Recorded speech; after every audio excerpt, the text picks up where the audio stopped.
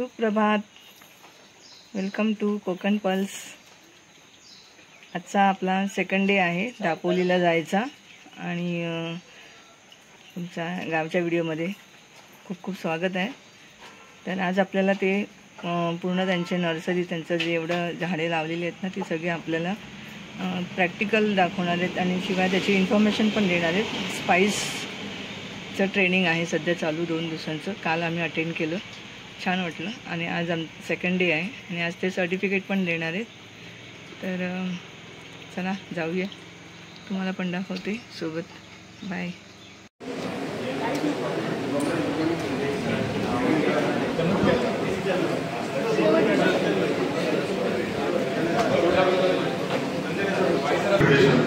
त्यांच्या संयुक्त विद्यमाने आपण काल 2 दिवस 26 आणि 27 सप्टेंबर 2024 रोजी मसाला पिके लागवड प्रशिक्षण या कार्यक्रमाचं आयोजन केलं होतं। तर कालपासून आपण तांत्रिक सत्र आणि काही प्रॅक्टिकल्स आपण पाहिले।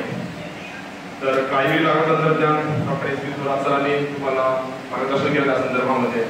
दालचिनी लागवड तंत्रज्ञान डॉक्टर आर सी गजबे सरांनी तुम्हाला त्यामध्ये सखोल मार्गदर्शन केलं। जायफळ लागवड तंत्रज्ञान डॉक्टर ए बी बोर्ड, तसेच काही प्रोसेसिंगमध्ये जो आस्पेक्ट आहे तो आपण आता खाली प्रोसेसिंग सेंटरमध्ये पाहणार आहोत।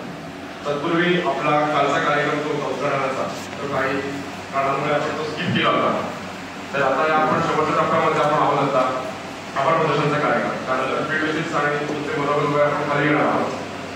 तर आजच्या या कार्यक्रमासाठी अखिल भारतीय समन्वित मसाला पिके संशोधन योजनेचे प्रमुख डॉक्टर आर सी गजबे सर, तसेच प्रबोधक युथ फेडरेशनचे अध्यक्ष माननीय श्री हर्षद माने सर आणि आपण सर्व उपस्थित मंडळी। तर हा कार्यक्रम आयोजित करताना यासाठी घेतलेली मेहनत डॉक्टर माननीय श्री हर्षद माने सर, त्यांचं स्वागत करण्यासाठी डॉक्टर आर सी गजबे सर यांना मी विनंती करतो की त्यांनी त्यांचं पुष्पगुच्छ देऊन स्वागत करावं।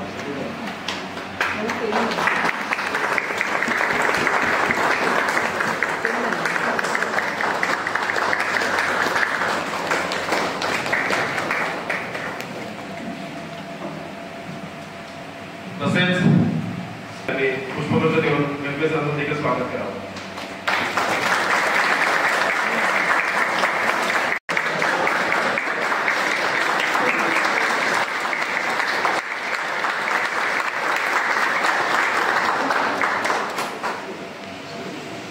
आपण अर्धा दिवस त्याच्यावर देऊ शकतो। सिरप म्हणजे मास्टरी तुमची त्याच्या पदार्थ सगळे एक नजर भरावर शिकतात। 10 पदार्थ 2 दिवसात होते, 2च पदार्थ। बाकी सगळ्याची आपण माहिती सांगतो, करू नाही घेतो, पण डिटेल्स अगदी व्यवस्थित व्यावसायिक दृष्ट्या करायचं असेल तर एक नाही तर 2च पदार्थ तुम्हाला ते डिटेल्स सांगतो। बाकीचे तुम्हाला सगळं, कारण सिरप पण त्यात रेसिपी सगळ्याची सारखी असते, फळ बदलते। मुरांबा असेल तर रेसिपी सारखी असते, फळ बदलते, फक्त 1-2 पॉइंट फार फेर असतो, बाकी सगळं एंड पॉइंट वगैरे सगळ्यांचा सारखाच असतो, बरोबर ना? जेली करायची, जाम करायचं असं। आता आले का सगळे? हो। फळ यांच्यावर प्रक्रियेचं सगळं संशोधन केलं जातं। सगळं संशोधन केल्यानंतर आपण साधारण 90 ते 95 रेसिपीज स्टँडर्डाइज केलेल्या आहेत। फळ प्रक्रिया नावाचं पुस्तक आहे, ते माहिती तंत्रज्ञान केंद्राच्या तिथे उपलब्ध आहे। जरी समोर ते दुकान नसेल तर आतमध्ये ऑफिस आहे, जे मेन बिल्डिंग आहे, तिथे तुम्हाला विचारलं तर मिळते। तुम्हाला प्रोसेस प्रॉडक्ट हवे असेल तर आता तुम्ही सगळ्यांनी एकत्रित सांगा मला काय काय हवं। इथे आमचं असिस्टंट आहे, ते तुम्हाला द्यायची व्यवस्था करेल। तर हे आहेच। परत आता मसाला म्हटलं की सगळ्यांचा म्हणजे गृहिणींचा जिव्हाळ्याचा प्रश्न असतो मसाला, आणि प्रत्येकाच्या रेसिपीज ठरलेल्या असतात। म्हणजे मी प्रत्येक जण वेगवेगळ्या प्रमाणात टाकत असतो ना, मसाले तेच असतात पण टाकण्याची त्यांची प्रत्येकाची ही वेगवेगळी असते, थाटणी वेगळी असते किंवा असं असतं। तर ते आहे। नंतर हे मसाले आहेत ते आपल्या स्वयंपाकघरातलं एक चालतं बोलतं औषधालय आहे, बरोबर? आता कोरोना आला होता तेव्हा आपल्याला सगळ्यांना महती कळलेली आहे आपल्या स्वयंपाकघरातल्या मसाल्यांची। आता कोरोना काढा आहे, तो काही दालचिनी, लवंग, काळी मिरी, वेलची वगैरे हे सगळे पदार्थ ऍड करून त्याच्या पावडरी करूनच आपण, म्हणजे आम्ही अजूनही घेतोय तापात आलं असतं त्याच्यात अंतर्भूत केलेलं। हे सगळे मसाल्याचे पदार्थ आहेत, ते खूप औषधी गुणांनी परिपूर्ण असे आहेत। परत वेगवेगळे, आता पोटदुखी असेल, अजीर्ण असेल, अपचन असेल, पित्त झालं असेल, काही कापलं असेल तर हळद चिकतो, बरोबर? आणि या सगळ्या ह्याच्यावर म्हणजे बारीक सारीक सगळं तुमचं औषधं आहेत, मलम तयार करतात ते, सुगंधी तेल आणि नानाविध रोगांवर आपले हे सगळे मसाले आहेत ते कुठल्या ना कुठल्या रूपात कार्य करत असतात। नंतर तुम्हाला माहिती आहे का रांजणवाडी होती डोळ्याला, मग त्याच्यावर काय उपाय आहे? त्याच्यावर काळी मिरी आहे की नाही, ते काळी मिरी उगाळतात थोडस असं, आणि तो एक बोटाला घेऊन किंवा डाळीला घेऊन तो तिथे लावतात. दुसऱ्या तिसऱ्या दिवशी तुमची रांजणवाडी जाते. म्हणजे उष्णतेला उष्णता मारते. त्यासाठी ते काळी मिरीचा उपाय आहे किंवा लसूण आहे.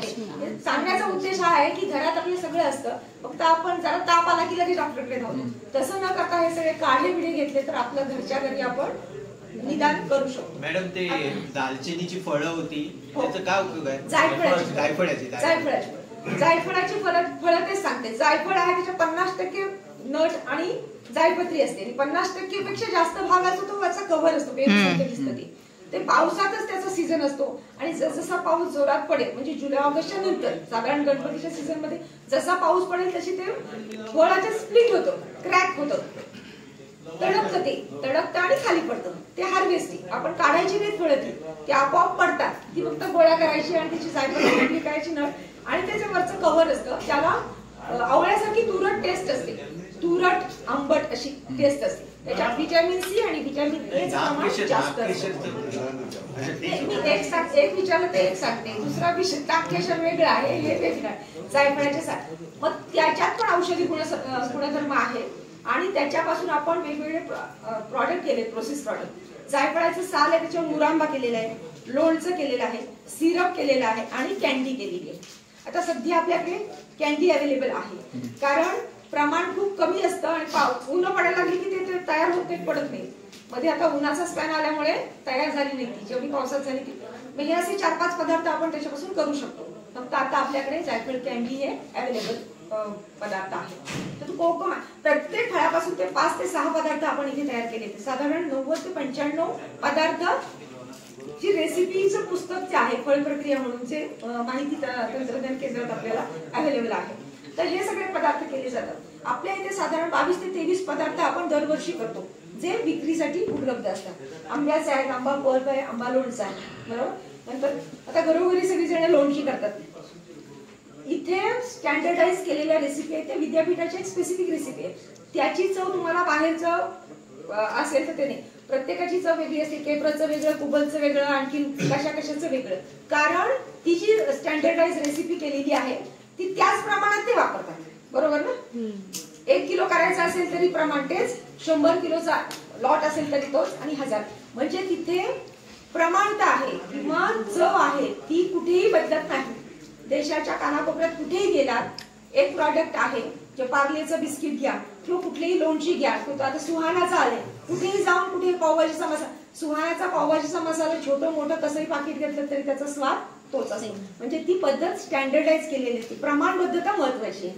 कारण क्वालिटी नसेल तर तुमचं बाजारात कुठेच टिकावं लागणार नाही. क्वालिटी मस्ट आहे. त्याच्यामुळे ही क्वालिटी मेंटेन करण्यासाठी आपण एक रेसिपी स्टँडर्डाइज केलेली आहे आणि त्या रेसिपीच्या अंडर आपण हे सगळे पदार्थ करतो.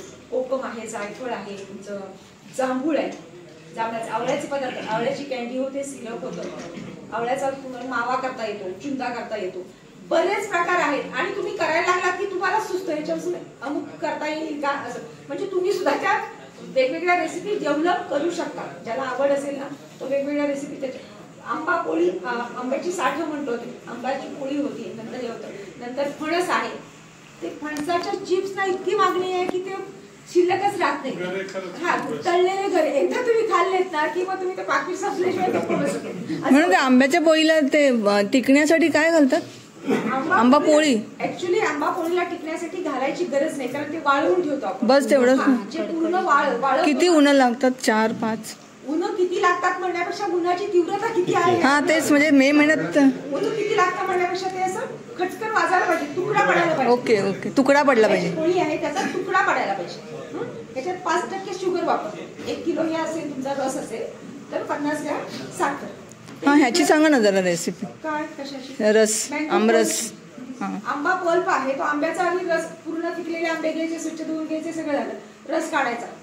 रस आहे तो मिक्सरच्या साहाय्याने बारीक करायचा. बारीक केल्यानंतर तो पाश्चराईज करावा लागतो. पाश्चराईज म्हणजे उकळवायचा. ओके. रस आहे तो उकळवायचा. साधारण 80 डिग्री टेम्परेचरला तो अर्धा ते 35 मिनिटं उकळायला लागतो. म्हणजे जर पाणी सगळं मॉइश्चर आहे ते पूर्ण जातं. मॉइश्चर जातं, काही मायक्रोबियल्स काय असेल बारीक सारी त्याच्यात तर ते सगळं जातं, बरोबर, मरतं, निर्जंतुक होतो. तो 80% टेम्परेचरला, 80% म्हणजे आता थर्मामीटर घातला तर तुम्हाला 80% कळणार आहे. नसेल थर्मामीटर तर तो उकळायला लागतो. पिठलं कसं उकळायला लागतं आणि उडतं, तसं ते तुम्ही ढवळलं नाही तर फटाफट उडतं, अंगावर उडतं. आणि याला खूप पेशन्स लागतात. भाजलं भिजलं तर त्याचं खूप म्हणजे तीव्रता जास्त. ते उडतं, ते उडायला लागले की बंद करायचं. ओके. बंद केला म्हणजे हा पाश्चराईज झाला रस. त्याच्या आधी ज्या बाटल्या तुम्हाला वापरायच्या ह्या बाटल्या आहेत आणि हे कॉर्किंग मशीन सील केलेलं आहे. कॉर्किंग मशीन 700-800 रुपये, 1000 रुपये किंमत झाली असेल. क्राऊन कॉर्किंग मशीन की ज्याच्या आधारे आपण झाकण घट्ट बसवतो.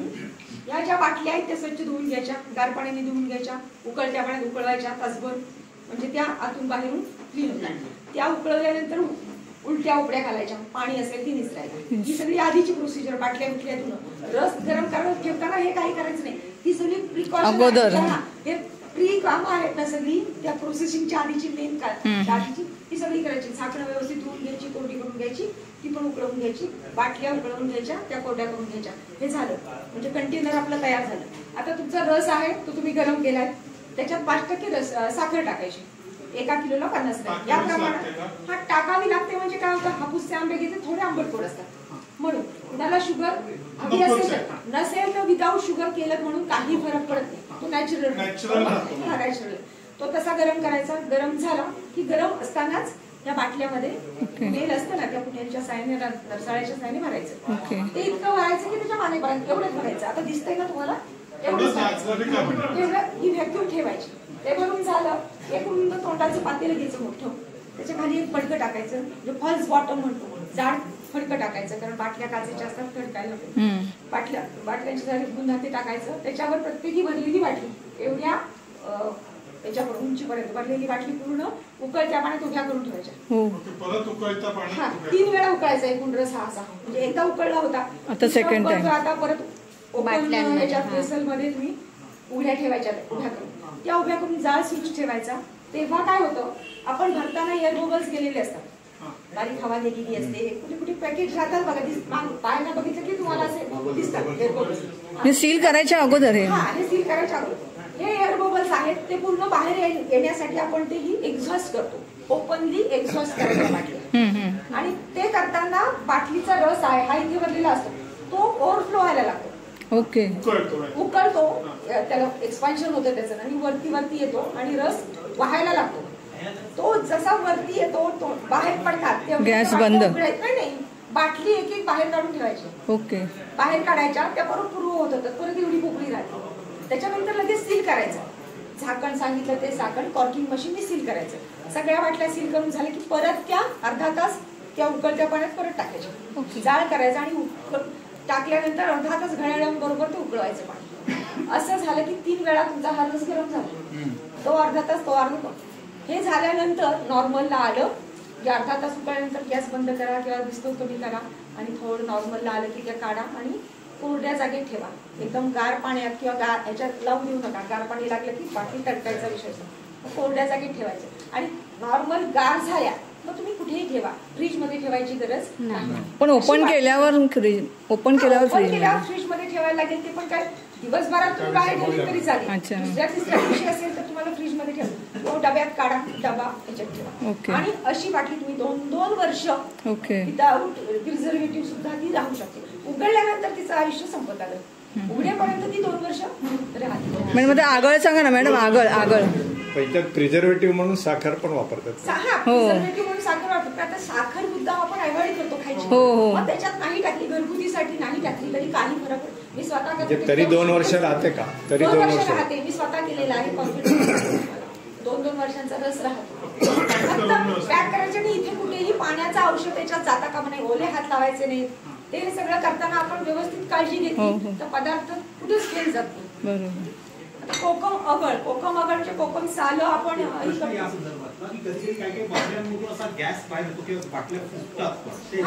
ओव्हर फॉर्मेंट होत असेल नाही. ते काय माहितीये का, झाकण लावतो की नाही आपण, झाकण लावताना ते झाकण लागलंय हे कसं आपण ओळखायचं. याचे सगळे दाते असतात. हे बघा, त्याचं प्रत्येक बाटलीला ना आपण एक काळजी म्हणून बघायचं हे सगळं केले का, हे व्यवस्थित बसलं नाही. कधी कधी घाई गडबडी चला झाले असं करून जातो आणि मग कुठेतरी ते जागा राहते बाटली आणि आपण परत टाकतो ना गरम पाण्यात उकळायला, मग त्याच्यात ती पाणी जातं. जर हे सील व्यवस्थित हे सील झाले नाही तर ते पाणी याच्यात जायची पण शक्यता आहे. हा, मग ते पाणी गेलेलं असलं की तुमचं 21 दिवसाच्या आतच त्या बाटल्या फुटतात. 21 दिवस त्याचं हे आहे म्हणजे ऑब्झर्वेशन, अंडर ऑब्झर्वेशन 21 दिवस आपण ठेवतो याला. 21 दिवसापर्यंत जर या बाटलीला काही झालं नाही तर तुम्ही कुठेही न्यायला तयार. 21 दिवसापर्यंत ती कुठेही द्यायची नाही. चुकून काही झालेलं असेल तर ते ऍक्सिडेंट व्हायचा गलती. ही बाटली खाली ठेवलेली छताला उडालेली एक बाटली. बापरे. हो, तिथे तुम्हाला दाखवलं असतं इन्सिडेंट झालेला, पण आता ते रंग काढून मोकळा. कारण ते असं झालेलं आहे. म्हणजे ही वर्षापूर्वीची गोष्ट सांगते. मी जेव्हा JRA होते सुपरवायझर तेव्हा मी इथेच काम करत होते 1996 साली वगैरे. तेव्हा ती नवीन हा, आणि शिपाई पण कसे थोडेसे. मग ते करताना राहिलं ना तर एखादा लॉट सराफकट असतं. म्हणून तुम्ही सील झाल्यानंतर बघायचं हे हेड्स आहेत ते सगळे चेकलेले आहेत असं. तशी नाही कळत ते, तसं काय फटकन पडत पण नाही. हे आता तुम्ही त्याच्यात बारीक आणि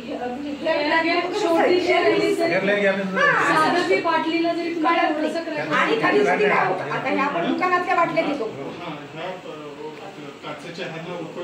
नाही, काही होत नाही. आणि ह्या आता आपण दुकानात घेतो, पण काही लोक काय होतात सेकंड हँड बाटल्या घेतात, युज केलेल्या बाटल्या. मग त्या कुठेतरी अशा टाकताना कुठे ते कळत नाही आपल्याला. बघितली ना अगदी स्वच्छ बाटली दिसते, काही तिला काही झालेलं नसतं, पण ह्या 3 प्रोसेस मधनं जाताना ती तडकते. मग ती तुमच्या पातेल्यातच तडकते. कळलं ना? त्याच्यामुळे घेताना अशा फ्रेश बाटल्या घ्यायच्या म्हणजे ती कुठे आपटलेली नसेल. हे असतं. ह्या सगळ्या डॅमेज झालेल्या गोष्टी आपल्याला कळत होतात, त्याच्यामुळे आपल्याला कळत नाही. म्हणून ते काचेच्या बाटलीच्या ऐवजी दुसरा काय ऑप्शन आहे आपल्याकडे? टीन आहे.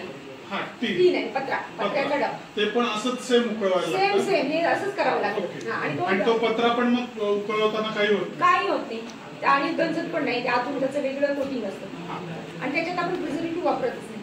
कारण त्याच्यात प्रिझर्वेटिव्ह वापरले तर पत्र्यावर ऍक्शन होते. त्याच्यामुळे ते विदाऊट प्रिझर्वेटिव्ह असतात टीनमध्ये. त्यातून टीन मधला आमरस खायला बिल जास्त, त्याच्यात प्रिझर्वेटिव्ह नसतंच, वापरूनच चालत नाही त्याच्यात, कारण ते करोसिव्ह होतात. फक्त कसं लोकांना मध्ये मोठ्या प्रमाणात छोट्या प्रमाणात लागतं म्हणून आम्ही अर्धा लिटरच्या आणि अशा म्हणजे कॅरी करायला बऱ्या असं. पत्रा आणि काच या दोनच ऑप्शन मॅम. आता आगळ प्लास्टिक नाही, हे सगळं टिकायला पाहिजे ना, त्याच्यामुळे सगळं 3 प्रकारे करतो. आता कोकम अगळ करायचं असेल तर कोकम फळं पूर्ण पिकलेली फळं कट करून घेतो.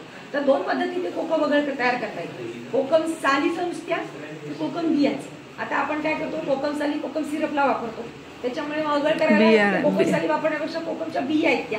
मग त्या कोकमच्या बिया घ्यायच्या, त्याचं वजन करायचं. 1 किलोला 200 ग्रॅम म्हणजे 20% मीठ. 1 किलो तुमचं घर असेल सगळा तर 20% साली घ्या तुमच्या किंवा बिया घ्या, काही घ्या, त्याचं प्रमाण ठरलेलं आहे. आणि ते 3-4 दिवस ठेवायचं मिश्रण. ते पण काचेच्या ह्याच्यात ठेवा किंवा प्लास्टिकच्या ह्याच्यात किंवा लाकडी ह्याच्यात ठेवा. बाकी म्हणजे मेटल कुठलं काही यूज करायचं नाही. लाकडीच काय मिळतात आमच्याकडे हलवायला वगैरे. ते साधारण दिवसातनं 1-2 वेळा हलवायचं म्हणजे ज्यूस सुटेल. आणि तो सुटलेला ज्यूस आहे ते अवघड उन्हात ठेवायचं ना. हे उन्हात ठेवायची काही गरज नाही. आम्ही सगळं आता उन्हात ठेवायला गेलो तर आम्हाला सगळं विद्यापीठ पूर्ण नाही म्हणजे उन्हात ठेवलं तर जास्त येईल ना त्याचा एक्स्ट्रा. काही गरज नाही. त्यासाठी आपण करायचं ढवळायचं. ढवळणं हा मेन त्याच्यातला सारखं ढवळलं. असं किती दिवस करायचं ते म्हणजे आगळ येईल तोपर्यंत? साखर रस हे आपलं मीठ टाकलेलं ते पूर्ण विरघळलं की झालं. सुकलेल्या रतांब्यापासून आगळ कसं काय बनवतात? सुकलेल्या अख्खा सुकलेला रतांबा असेल ना त्याच्यापासून आगळ नाही. सुकलेलं होय, काय नाही ते पाण्यात भिजत घालायचं आणि त्याचा ज्यूस होतो. आमसूल म्हणजे करतात ना लोक, आमसूल रतांबा म्हणजे आमसूल जे आमची भाजीत घालतो ती. तर ती पाण्यात भिजत घालायची, गरम पाण्यात घाला हवे तर, आणि हाताने कोळून घ्या. जो रस येतो तो कोकम अगळ झाला, तो मीठ घालून तो रस ठेवतो. त्यामुळे तुम्हाला तांबडा दिसतो. आणि बाजारातल्या रंगावर जाऊ नका. बाजारात आहे ना तो स्ट्रॉबेरी रेड वगैरे हे कलर आहेत ना ते सिरप मध्ये घालतात. त्याच्यामुळे तुम्हाला रंग म्हणजे आमच्या ते झकमाकतात त्यांच्या पुढे इतके ते कलरफुल असतात, पण ते हेल्थला चांगलं नसतं. आपलंही नॅचरल असतं. आणि जास्तीत जास्त आपण नॅचरलकडे बघायचं. रंग नसला तरी काय फरक पडत नाही. रंग नाही म्हणून काय कशाकडे उतरत नाही का आपल्या सोबत, असं राहिलं होत. हा, फक्त ते दिसायला होतं. मग काय करायचं, फ्रेश थोडं त्याच्यात घालायचं आणि मग रंग घेऊ. मॅम फणस पोळी वाळवल्यामुळे ते कसं काळपट होतात ना. सोलकढी करायची असेल आणि जर तुम्हाला रंग हवा असेल ना तर सोलकढी करताना थोडासा बीट घालायचं. बीटचा तुकडा घालावा ज्याने मॅम फणस पोळी असते ना, फणस पोळी ती पण मँगो सारखंच आहे. बीट अगदी एवढासा तुकडा घालायचा त्याच्यामध्ये, जे आपण ते मिक्सर ग्राइंड करतो अगदी खूप सुंदर रंग येतो त्याच्यामध्ये. फेकून देतो, तर जे फेकून देतो ना त्याच्यातून व्हॅल्यू एडिशन करता येतं. त्याच्यापासून आपल्याला उत्तम, खूप चांगली उत्कृष्ट क्वालिटीची कॅन्डी तयार करता येते. त्यानंतर कॅन्डी आहे आपल्याकडे, हे बघा, ही बघा, ही कॅन्डी एखादा पॉकेट उघडता नाही ना सगळ्यांना. जायफळ नाही, एक एक द्या ना. आम्ही घेतो, फोडून द्या. आमच्या विनामध्ये टाकून द्या. आमच्यातर्फे फोडून द्या.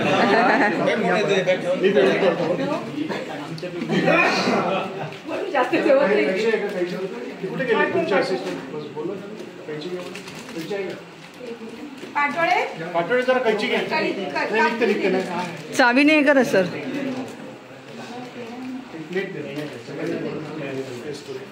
हल्ल्याशिवाय कसं कळणार त्याला? Yes sir.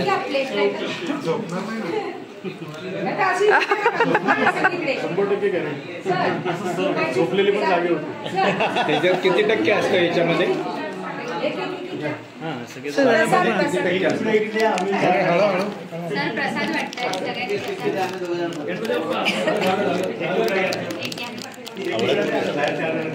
थोडे थोडे घ्या. मी वाट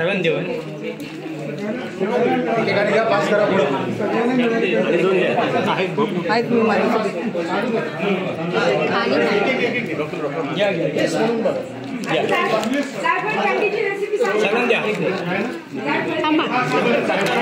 हे बघा, आता सगळे आलेले आहेत.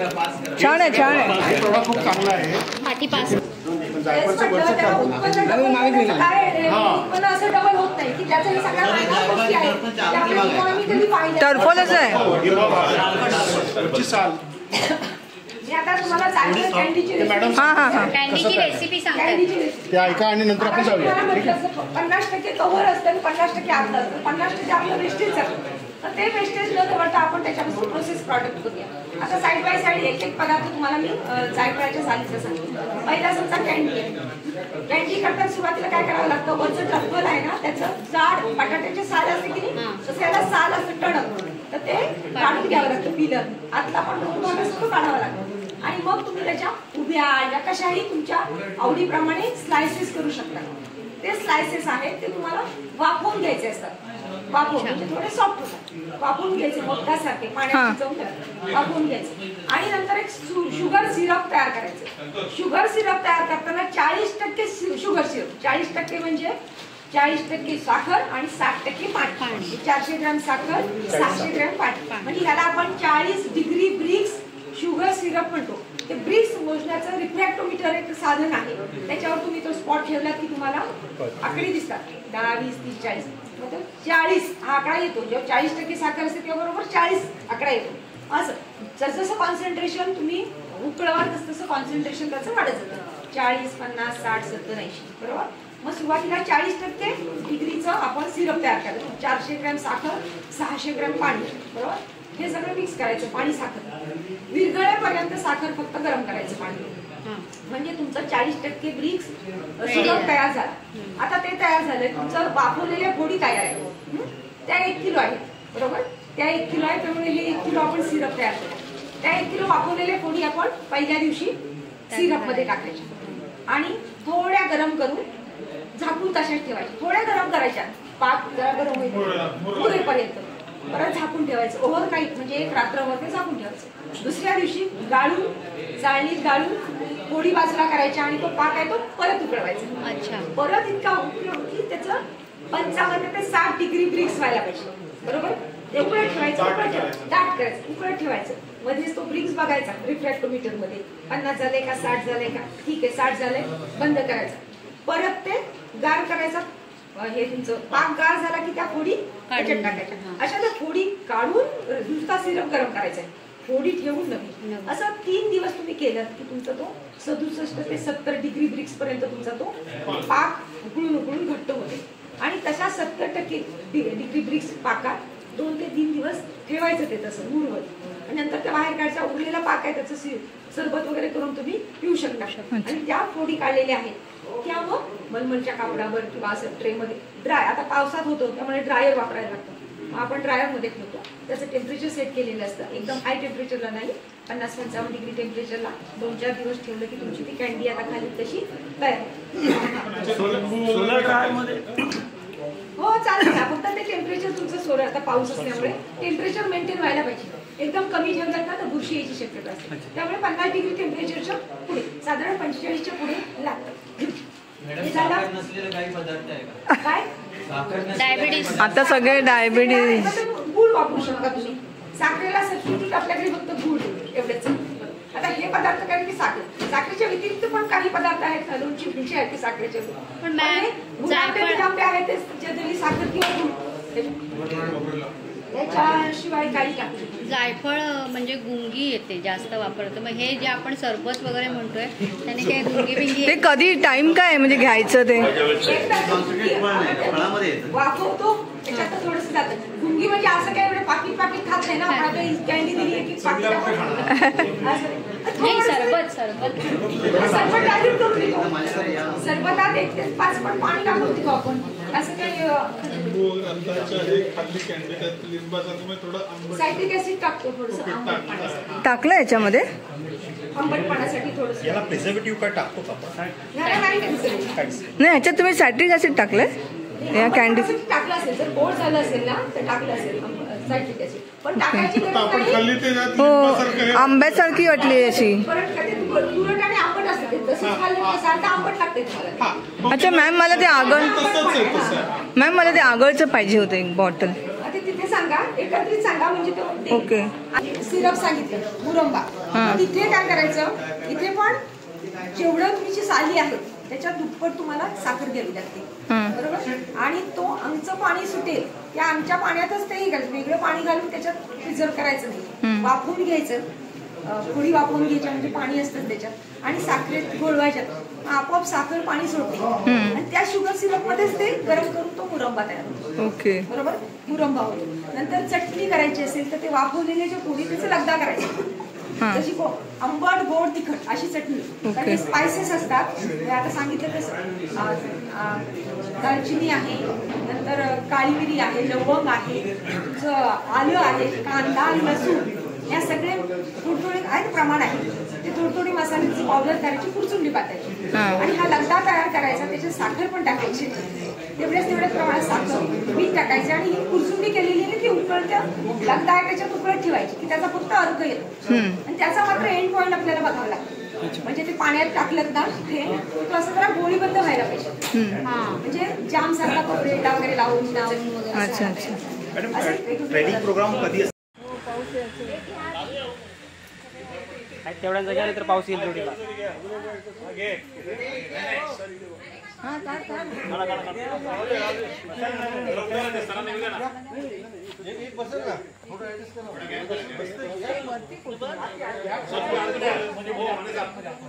कपडे खराब होतील.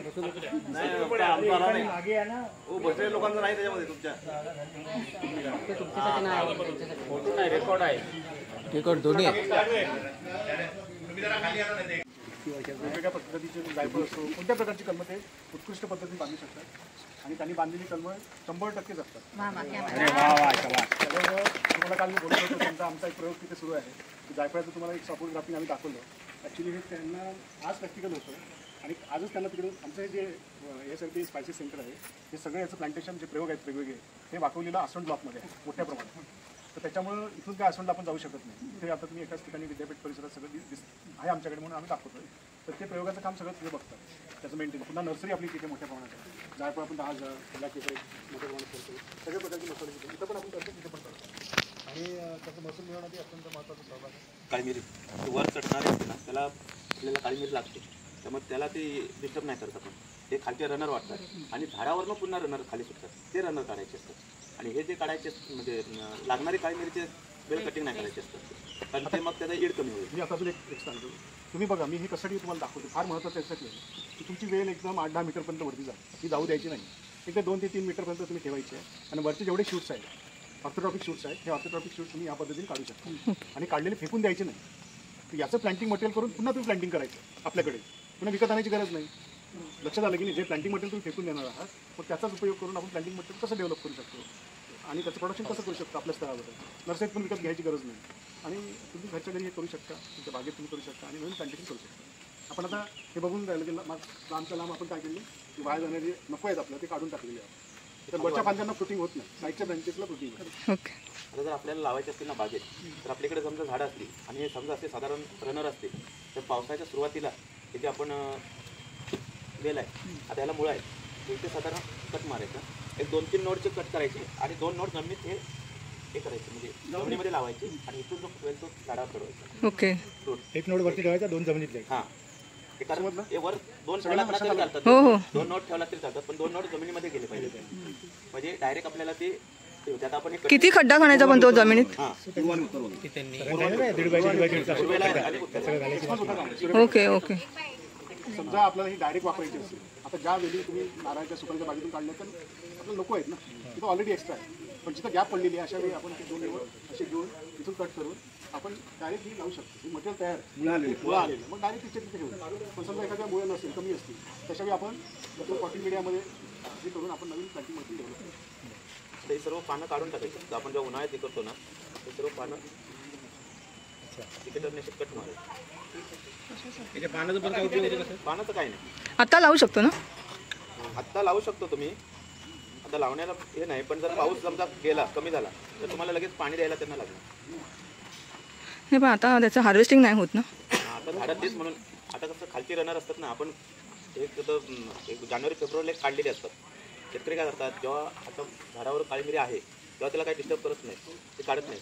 काळी मिरी काढायच्या अगोदर हे कट करून टाकतात आणि नंतर ती काळी मिरी काढल्यानंतर पुन्हा जो वरती 10 ते 15 फुटापर्यंत ठेवली जाते आणि वरून पूर्ण कट मारून काढली जाते. म्हणजे जास्तीत 10 ते 15 फुटामध्ये चांगलं येड येतं, म्हणजे कारण त्याला ब्रँचेस जसं खाली फुटतील, तर काळी मिरीचं वरती वाढत गेले तर खालचे ब्रँचेस गळून पडतात, मग खालचा भाग ओपन जातो आणि आपल्याला काढायला आणि उत्पन्नावर परिणाम होतो. म्हणून 15 फुटावर ते 20 फुटावर कट मारायचे. आता हे मुळं आहेत ना आपल्याला, ते आता कट करून टाकायचे. हां, आता आपण कटिंग करते ना, आता हे आहेत म्हणून. आता उन्हाळ्यात काय होतं, उन्हाळ्यात त्याला मुळं नसतात, ते जमिनीवर वेळ वाढत गेले असते.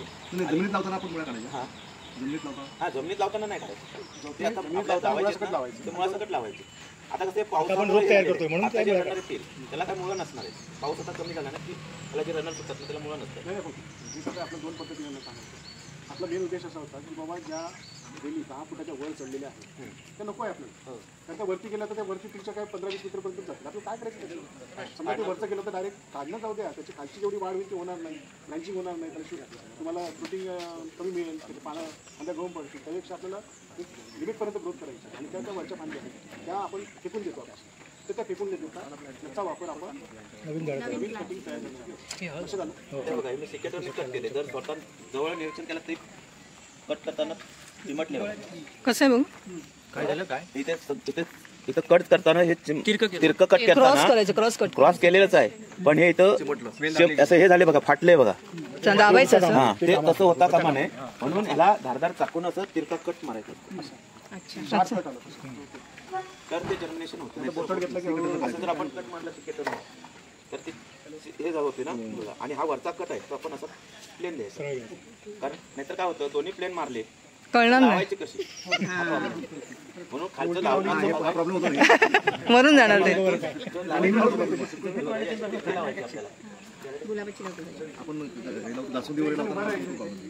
नाही पानांवरून कळतं जास्वंदी. पावडर आहे ना त्याच्यामध्ये लावून द्यायची त्याला आणि मग याच्यामध्ये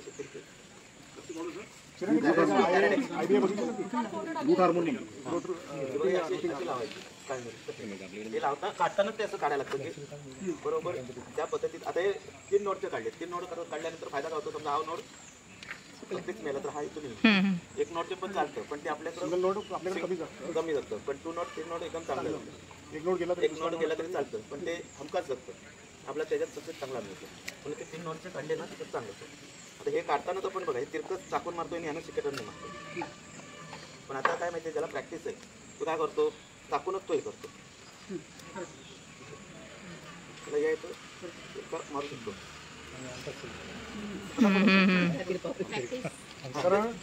त्याला प्रॅक्टिस आहे, तो सांगतो काय असं करणार, तो बरोबर ते करून हे करणार. अजून एक महत्त्वाचं हा जो तिरपा आपण यासाठी मानतो की हा जो भाग आहे हा रुटीन एरिया जास्त मिळाला, एक्सपोज जास्त होतं, ते त्याच्या मागचं सायंटिफिक. भाऊ तो डबा, तो डब्याचं आहे नाव झाले ना सरकारी खाली.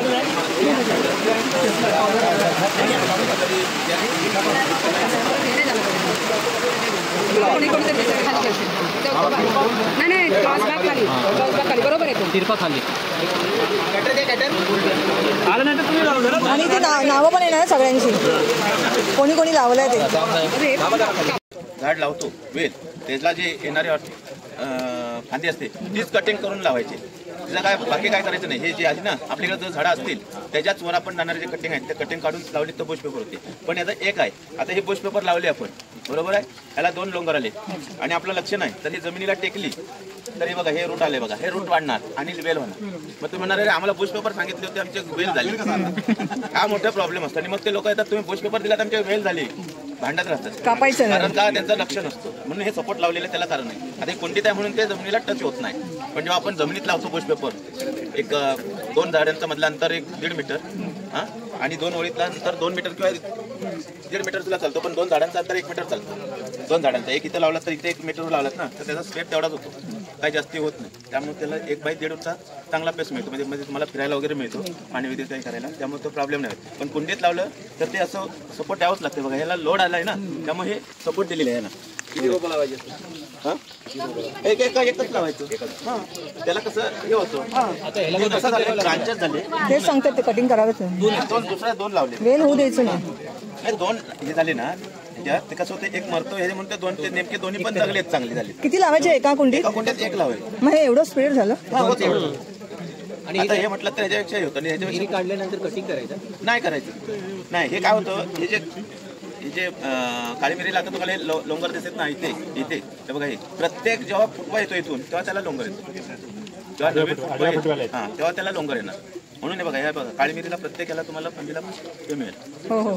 जेवढे फुटवे येतील तेवढे त्यांना देणार. आता तुम्ही म्हणाल ह्याला फुटवा नाही, ह्याला म्हणजे काळी मिरीच नाही लागली, पण इकडे पुढे लागले ना, हे बघा हे पुढे लागले, त्यानंतर त्याला हे झाल्यानंतर ते आलेले आता, त्यामुळे ते ह्याला काळी मिरी नाही. आता तुम्हाला बुश पेपर करायचे, ते बघा ही काढी काढायची, हे बुश पेपरची ही काढी काढायची आणि ह्याचे 2 पानं हाफ लिप कट करून टाकायचे. हे पानं कट करून ठेवायची, कारण त्याला श्वासोश्वास आपण जर नाकाने घेतो तसं ते पानाने घेतात, त्यामुळे अन्नरस तयार करण्यासाठी त्याचा उपयोग होतो. हे एक कलम बांधायची आणि बुश पेपर जेव्हा लावायचे ही कटिंग तेव्हा अशी कट करून नाही जमणार, त्याला पेराजवळ कट करायला लागतं. हा जो पेर आहे पेराजवळ कट करायला लागतं, हे बघा पेराजवळ कट करायला लागतं हां. आणि आपण मगाशी जशी कटिंग लावली तशीच, पण ह्याला पानं ठेवायला लागतात, हाफ लिप ठेवायला लागतं तशी. नाही आता आमच्या वेलीला जी बुश लागली म्हणजे मिरी लागली आहे तर असं तुमच्या सारखं कट करून लावलं तर बुश पेपर होणार. हो ही काळी मिरी आहे ती काढून झाल्यानंतर आता नका ही करू आणि आता होणार नाही ती, त्याचा एक सीझन आहे. ही काळी मिरी काढून झाली आपली जानेवारी की मार्च फेब्रुवारी मार्च मध्ये ती कटिंग करून प्लांटेशन, नाहीतर मग कलम बांधणी असं आहे. पन्नूर वांचीच आहे. हे डायरेक्ट आता लावलं आपण मातीत ते ऑटोमॅटिक हां मध्ये लावायचं कुंडीच्या की साईडला वगैरे सपोर्ट. हे कसं आहे आपण छोट्या पिशवीमध्ये आता जसं कटिंग लावली छोट्या पिशवीमध्ये ते तयार करून नंतर ते रिबॅगिंग करतो. त्यात शेणखत भरपूर शेणखत हां नंतर त्याच्यात ट्रायकोडर्मा वगैरे टाकून ते भरून घेतल्यानंतर मग ते लावायचं, म्हणजे ते असं होतं. तुम्ही असं डायरेक्ट लावलं तर ते होणार नाही, असं आहे त्याकडे तुम्हाला. ग्राफ्टिंग करायची आवश्यकता काय? ग्राफ्टिंग काय करतात? जर्मिनेशन कमी असं लावलं तर मुळं उशिरा येतात आणि हे आहे ना तर हे फास्ट होतं लवकर. एकदा झालं जॉईंट झालं की लवकर ते होतं. मग आता हे ग्राफ्टेड आहे, हे ग्राफ्टेड आहे. हा रोप आहे, ही काळी मिरीची कटिंग आहे. नाही ते आहे ते कसं काळी मिरीची कटिंग आहे, ह्याच्यावर तुम्ही भरणार. हां ह्याच्यावर तुम्हाला कटिंग दाखवणार, बांधून दाखवणार ते समजलं ना. नाही नाही नाही ते कलम आहे, ते जे आहे ना कटिंग आहे ना बुश पेपर, ती जर जर्मिनेशन झालं तर बुश पेपरच होणार. त्याचं फक्त त्याला सपोर्ट लावायला लागतं. ते जमिनीवर जर का टच झालं त्याचं पेर तर ते वेल होतं, म्हणून हे असं सपोर्ट लावायचं असतं त्याला. आणि हे आहे ना ह्याला ग्राफ्टिंग केली ना त्याला काही प्रॉब्लेम होत नाही, कारण ह्याला सपोर्ट एकदा दिला की ते तसंच कलमार्कच वाढतं गोष्ट आहे. आता इथे आपल्याकडे ते नाहीत, आपले सगळे विक्री गेले कुंड्या, जे आपण कुंड्या कलम भरून किंवा असे करतो ना ते विक्री त्यामुळे इथे नाहीत. आता हे कसं आपण ते डेमोसाठी ठेवलेलं आहे दाखवायला, त्याचं विक्री होतं. सर एक त्यांना दाखवतो माझे बुश पेपर. बुश पेपरचं काय करतो? कलम बांधून दाखवतो ना. सपोर्ट हां सापडतो. हां हां सॉरी, हां मला माहिती नाही, माझं मी महत्वाचं नाही. आंब्याचं जसं म्हणजे तुम्हाला जायफळाचं दाखवलं ना त्याच पद्धतीचं आहे, तसंच सगळं आहे प्रोसिजर. पण ते इंटरनोड मध्ये चालतो का त्याला? इंटरनोड मध्ये आतली कॅमेरा जोडली पाहिजे बस. आतली कॅमेरा जोडली की संपला. हा शार्प कट दिला पाहिजे बघा, शार्प येतो. आपण मारतो तसं इकडे तिकडे तिकडे इकडे जातो. जी सेफ सारखा त्याला काही टच करून नका. हा पाचर सारखं मारायचंय.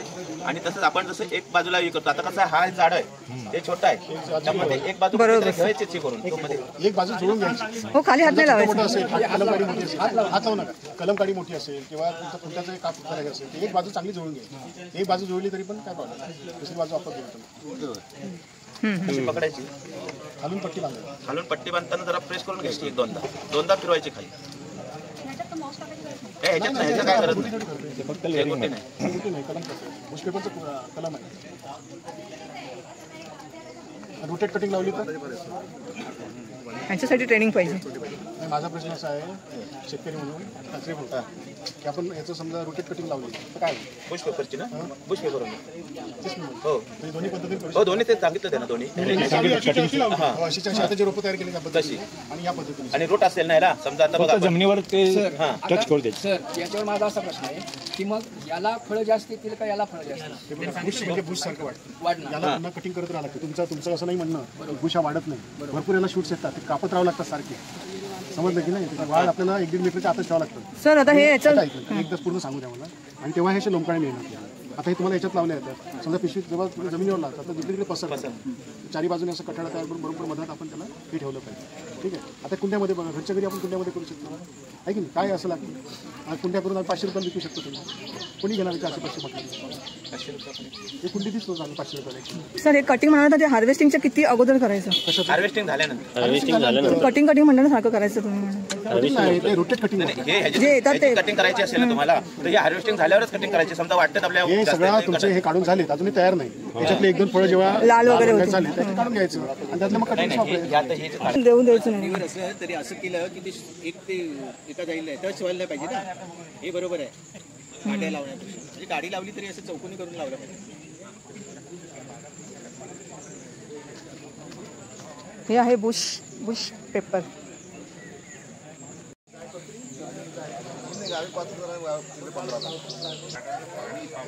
भरपूर माहिती मिळाली आहे मसाला पिकाची, स्पेशली जायफळ, मिरवेल आणि हळद ही सगळी स्टोर केलेली आहे उषाने डोक्यात आणि रिटायर झाल्यानंतर मग जोरात काम करणार. आणि तुम्हाला पण मी शेअर करणार आहे व्हिडिओ. सगळ्यांनी व्हिडिओ नेसला तुम्ही राहा. हां, आणि तुम्ही सुद्धा असेच प्लांटेशन करा.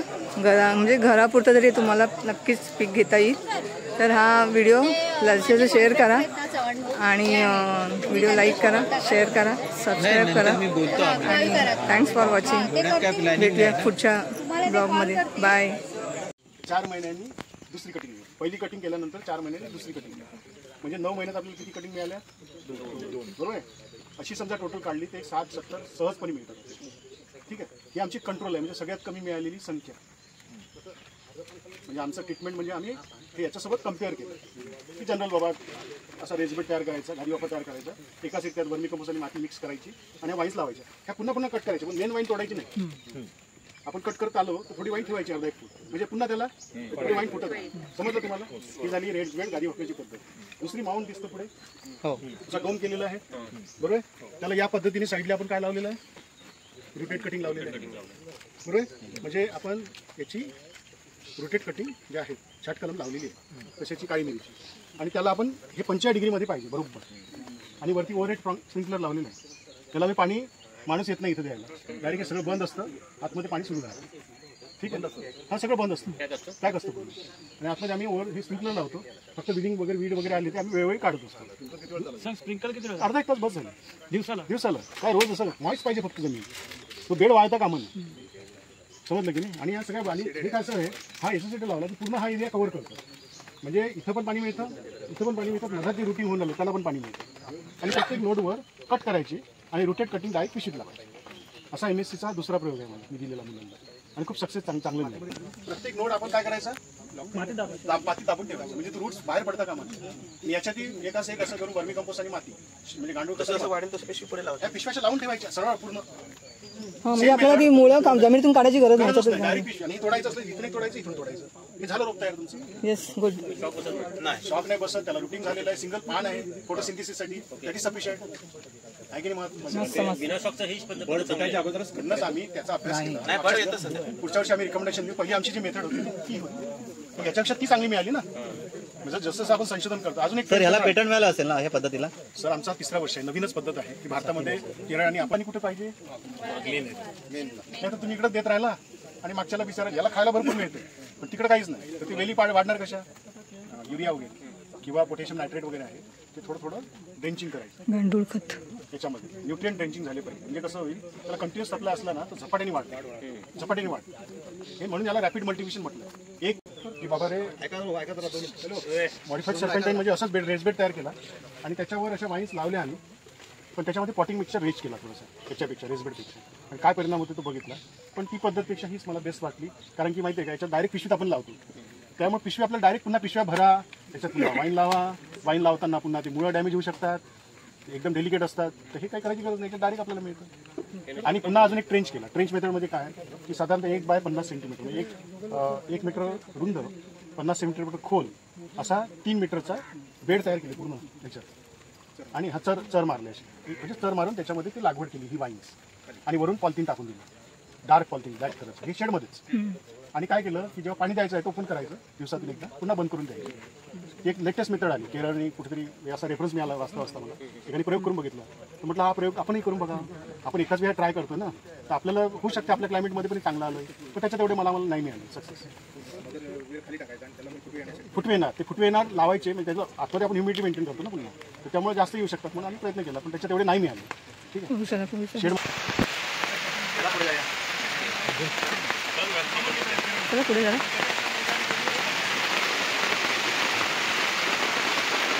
ही कुठली सर्पंटाईन मेथड?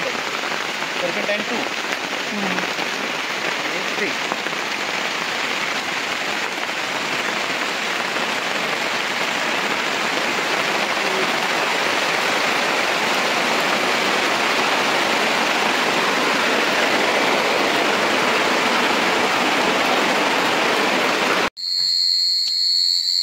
आठ वाजता आम्ही दापोलीहून आलो. आता मध्ये तिघांना आम्ही लिफ्ट पण दिली, त्यांना खेळला सोडलं आणि आम्ही घरी आलो. आता 8 वाजले.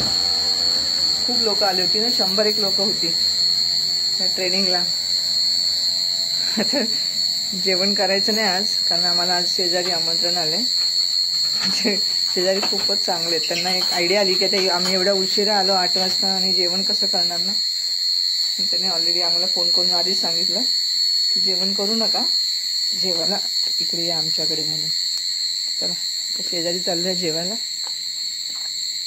तुमच्यासाठी काय बघा बघा काय हे वार्तापत्र आहे. आम्ही आज ट्रेनिंगला गेलो होतो ना, हे तुम्हाला बोर्ड तुमच्यासाठी आहे. बरं काय घेतलं काय लावणार काय नाही. लेक्चरच किती वेळ, बापरे. हे काय, हा एक वेगळा प्रकार. हा आमचा कोकणातला खाऊ आहे. गोव्याचा काय नाही, हे त्यांच्या हे गोव्याचं आहे. जायफळ सालीचं. हे बघा माई आमच्या, कोण हे मिस्टर माई. कोण आहे हे बघा, हे याला म्हणतात, थोडीशी मला यातलं द्या, म्हणून मी फोडलं नाहीये. ऐका ना, हे जायफळची कॅन्डी आहे. तुम्हाला माहित असेल ना, आणलं असेल ना यांनी कधी? नाही, मी आजच ऐकते सालीची कॅन्डी. हा, जायफळची कॅन्डी खूप छान होतं. तुम्ही यायला पाहिजे होतं. माई किती लोक होती माहिती आहे. मुंबईहून एक बस आली होती यांची, ते रंजन भाऊ आहेत ना, त्यांचे जावई आहेत, त्यांची बस पूर्ण भरून आली होती. त्यांची जावई आली हो. आम्हाला काय माहीत नाही. हे म्हणतात त्यांची जावई आहे. मी म्हटलं त्यांना यायचं होतं काल, आम्हाला काय बोलले नाही, काय नाही, गाडीतच होती. म्हणतात मला माहीत नाही तुम्ही जाणार होतात घरी. ते हो हो हो ते त्या कालेकर मॅडम यांना विचारत होत्या. त्यांचं बिझनेस आहे. कोण कोण ते तुम्हाला ग्रंथसंहितेला भेटलेलं बघा, इथं आतमध्ये बसल्यात तुम्ही. स्क्रू ड्रायव्हर ह्या सम्राटवाल्या, स्वराजवाल्या. हा हा हा हा हा ते म्हणतात आल्यात काय म्हणलं. हो आल्यात, त्या दापोलीच आहेत. छान होतं ट्रेनिंग, मस्त होतं. त्यांना पाहिजे होतं बस. हो जाऊया ना. बस पाहिजे होती. मग त्यांनी विचारलं बस आहे का. म्हटलं हा निलेश आहे ना शेलारांचा, तो अपडाऊन करतो ना, मग त्याचा नंबर दिला.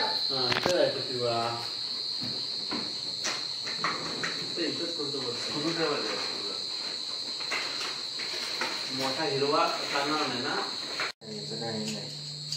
मी काय एवढ्यात लावायला नाही करत. काय झालं होतं त्याला. स्प्रिंग करावे. कधीची खेचत होतं. मग तुम्ही चुलीवर केलं जेवण आज. नाही चुलीवरच आहे जेवण. तो मच्छी बी तिथं घालत होती ना, तो हा हीच नाही होईल. कसली मच्छी. बोंबील आहे. नाही काय काय माहिती. म्हणजे ते हलवे हलव्यासारखे. ते हे का खोपा. हलवे हलवे. आज आम्हाला हलव्यांचं जेवण आहे इकडे यांच्याकडे. बापरे बापरे बापरे बापरे. डाळ भात आहे. डाळ भात भाजी आहे. माईला आज घेऊन जाणार होतो, माई आलीच नाही. बरं झालं मग आम्हाला जेवण मिळालं. लांबून लांबून आलंय काय. जमिनी आहे तो काय. चला जेवणामध्ये बघा चिकन आहे, सॅलड आहे, भाकरी आहे आणि हा फिश आहे. काय हा हलवा फिश आहे, वडा आहे आणि खेकड्याचं पण आहे ना. हां खेकड्याचं पण आहे. बघा सगळे जेवायला बसलेत. माई आहे, मास्तर आहे, ही आपली दिव्या आहे आणि इकडे मसूर करून बसलेत. हे पण कुठले वडे वरून आले. हां हे वरती पिऊ आहे ना, पिऊने दिले वडे. चला डाळ पण आहे, भात पण आहे. सगळ्यांनी घ्या काय मच्छी.